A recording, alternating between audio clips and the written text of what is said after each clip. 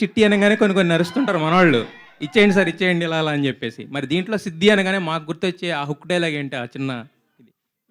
Go with the flow అని character basis అండి. Basically అమ్మాయి చాలా కూల్‌గా, చిల్‌గా ఉంటది. అండ్ ఎక్కువ ఆలోచించదు. సో, ఐ థింక్ ఏయ్! So, I think 'go with the flow' అని టైటిల్. అండ్ ఇంట్రో సాంగ్ కూడా దాని గురించే ఉంది. సో, మీరు చూసారు. I think you'll maybe connect. Me nature అలాగే ఉంటదా? గో విత్ ద ఫ్లో అన్నట్టు ఉంటదా? అవునండి. ఈ ఈ అలానే ఇక్కడి వరకు వచ్చాను. చేయండి సార్. నరేష్ గారు, హలో సార్. నరేష్ గారు ఇంకొకసారి. యాహ్! యాక్చువల్‌గా 'నాంది' అప్పుడు డైరెక్టర్ చెప్పారు. ఇక నుంచి ఈయన అల్లరి నరేష్ కాదు 'నాంది నరేష్' అని చెప్పి. బట్ ఆ సినిమా చేసిన జస్ట్ 2 మూవీస్ తర్వాత మళ్ళీ 'అల్లరి ఈజ్ బ్యాక్' అని పెట్టుకున్నారు కదా! అంటే ఏంటి ఇమ్మీడియేట్‌గా ఎక్కడండి నాంది తర్వాత మారేడుమిల్లి అయింది, ఉగ్రం అయింది, అదే అట్‌లీస్ట్ 2 ఆర్ మొన్న 3 నా స్వామి రంగ రిలీజ్ అయింది, యాహ్! రిలీజ్ తర్వాత మళ్ళీ 'నాంది మధ్యన 2 నరేష్' సంవత్సరాలు కోవిడ్ వచ్చింది, సార్ 6 సంవత్సరాలు పట్టిందండి మళ్ళీ కామెడీ సినిమా చేయటానికి. సార్ 'అల్లరి నరేష్' ఒక 50, 60 సినిమాలు చేసాడు సార్. బట్ 'నాంది నరేష్' మళ్ళీ 4 సినిమాలకి మళ్ళీ 'అల్లరి ఈజ్ బ్యాక్' అని రావడానికి రీజన్ ఏంటి? సార్ ఇప్పుడు ఆ సినిమా చేసినప్పుడు అక్కడ విజయ్ కనకమాడల గారు క్లియర్గా చెప్పారండి, ఇది సీరియస్ ఫిల్మ్. అల్లరి నరేష్ అంటే అల్లరి అని ఎక్కడ మనం టైటిల్ వేసినప్పుడు ఎక్స్పెక్ట్ చేస్తారండి కామెడీ, అందుకు నరేష్ వేస్తున్నాడు. సో మీ ఇష్టం అండి అని.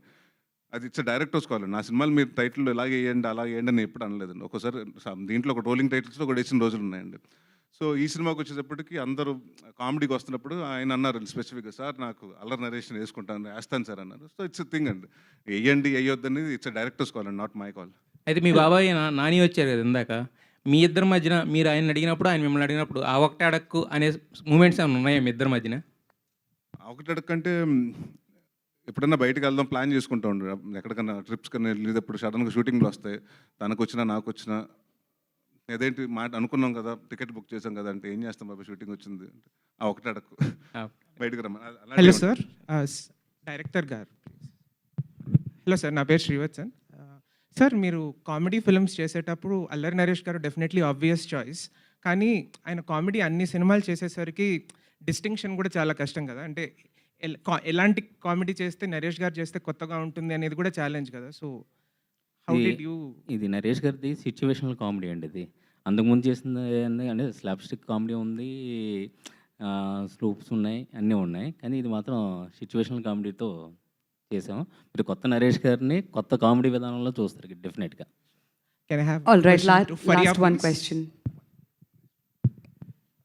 Faria, actually, I really like your choices, especially after Jati Ratnalu. You could have done like the regular commercial blockbusters, but you did a special appearance, you did a dance appearance, you did a web series. So, is it difficult for you to choose your next project after a hit, or what was the situation like after Jati Ratnalu? Definitely difficulty అయితే వచ్చింది. Because I was very new to the industry. I had no godfather, no role model at that point కదా. So అన్ని డెసిషన్స్ నేనే చూసి చేస్తాను. And at some point of course I realise that all of this has to be కొంచెం ప్లాన్డ్గా. And ఒక I think 1 year పడింది నాకు ఈజీగా to understand how to navigate through all of this. And ఇప్పుడు I think I feel like a completely new person in entering the industry again. కానీ ఎప్పుడు I didn't feel like an outsider, and that's the best part. Jathi Ratnalu release అయిన తర్వాత ఇమీడియట్గా నాకు own చేసేసారు అందరూ, industry, audience అందరూ. And I know right. And I think that was the best part about the whole thing, because you all made it easier for me. Siddhi alias Faria గారు, Yes. ఇందాకలా మీరు stage ఎక్కే ముందు మీ కాళ్ళకి దెబ్బ తగిలింది అనుకున్నాను, పాపం బ్లడ్ వస్తుందేమో అని. అక్కడ చూస్తే ఒక టాటూ ఉంది. So what was the reason about that tattoo and what was the meaning about that?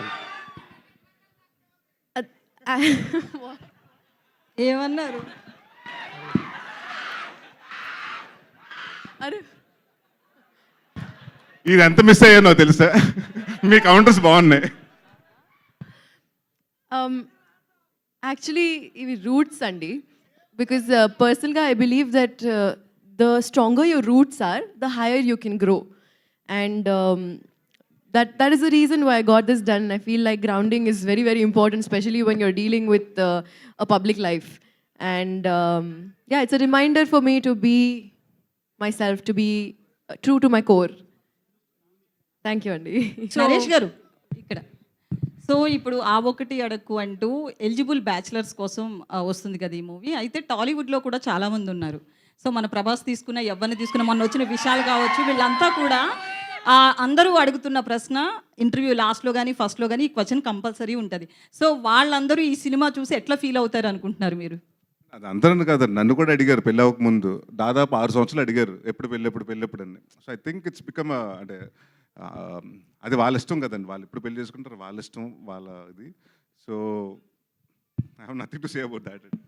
Naresh garu, okay, last question అండి. నరేష్ గారు, ఎస్ చెప్. సో హియర్ ఆర్గానిక్ కామెడీతో like you are saying like coming back right, organic కామెడీతో ఇదండి organic కామెడీతో Yeah, you are coming back yeah, right. So how I mean ఎంత care తీసుకున్నారు? And also address about music director and also cast and crew, Vennela Kishore and also Murali Sharma, everything. అంటే it's like address ఆయన తీసుకొచ్చిన issue చాలా బాగుందండి, ఇప్పటి వరకు చెప్పలేదు. అండ్ అందరికీ తెలుసు ఎక్కడో ద పాయింట్ ఆఫ్ టైంలో మన సంబంధాలు చూసుకుంటాం, లేకపోతే ఎక్కడో. సో మ్యారేజ్ అన్న దాని మీద ఎంత మోసాలు జరుగుతున్నాయి అన్నది చాలా మందికి తెలియదు. ఈ జనరేషన్ వాళ్ళతో డిస్కస్ చేశారా మ్యారేజ్ ఇష్యూస్ ఏంటి? అదేనండి నేను చెప్తున్నాను కదా, ఏ జనరేషన్ అయినా మీరు ఒక పెళ్లికాన్ ప్రసాద్ అని అప్పుడు వెంకటేష్ గారు చేశారు, దాని తర్వాత మొన్న ఈ మధ్య కాలంలో విశ్వక్సేన్ చేశారు, అశోక కళ్యాణం అని. సో డెఫినెట్గా ఎప్పుడు ఎన్ని డెకేడ్స్ మారినా ఆ ప్రాబ్లం మాత్రం మారట్లేదు, పెళ్ళి ఎప్పుడు అని అడిగే వాళ్ళు మారట్లేదు. సో అందుకని ఈ సినిమాలో ఒక డైలాగ్ కూడా ఉంది, మీకు వీలైతే పెళ్లి సంబంధం చూసి పెట్టండి అంతే, పెళ్ళెప్పుడు మాత్రం అడగొద్దని. సో ఏముంటుందండి, నథింగ్ టు సే. అబూర్రావు గారు సార్ ఒకప్పుడు కామెడీ ఫిలిమ్స్లో చాలా మంచి స్టోరీ ఉండేది, కామెడీ హైజీనిక్ కామెడీ ఉండేది. తర్వాత కొంత ఫేజ్లో ఏంటంటే కామెడీ వర్క్ అయినా స్టోరీ కొద్దిగా అటు ఇటుగా ఉన్న ఒక కొంచెం ఆడియన్స్ కూడా చూసి చూడనట్టు వదిలేసేవారు. కామెడీ వర్క్ అయితే by and large cinema is a success. అలా చాలా సినిమాలు వచ్చినాయి. బట్ ఈ మధ్యకాలంలో చూస్తుంటే కామెడీ ఫిలిమ్స్ మీద కూడా చాలా క్రిటికల్గా అయిపోయారు. ఎంత నవ్వుకున్నా సరే లాస్ట్కి ఒక కంప్లీట్ కంక్లూజన్ అనేది పర్ఫెక్ట్గా లేకపోతే కామెడీ సినిమాలు కూడా రిజెక్ట్ చేస్తున్నారు. ఇది ఒక రైటర్గా ఎంత టఫ్ ఇలాంటి టైంలో ఒక కామెడీ సినిమాగా రాయడం?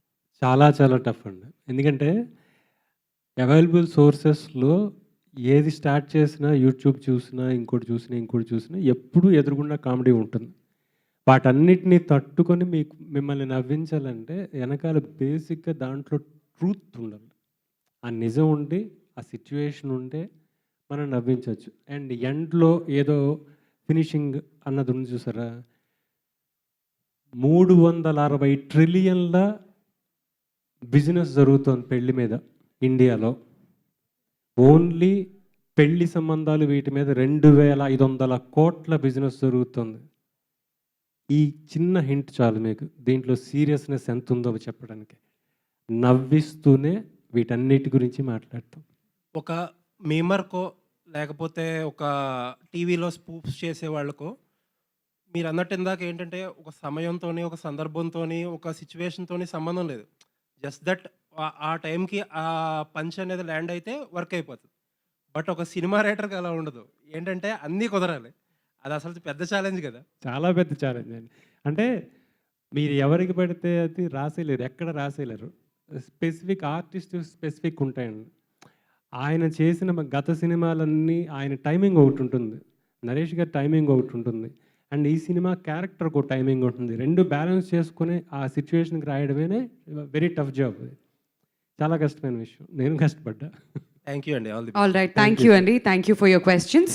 అండ్ ఇప్పుడు మన జర్నలిస్ట్ శివ గారి బర్త్డే కాబట్టి ఆయన స్టేజ్ మీదకి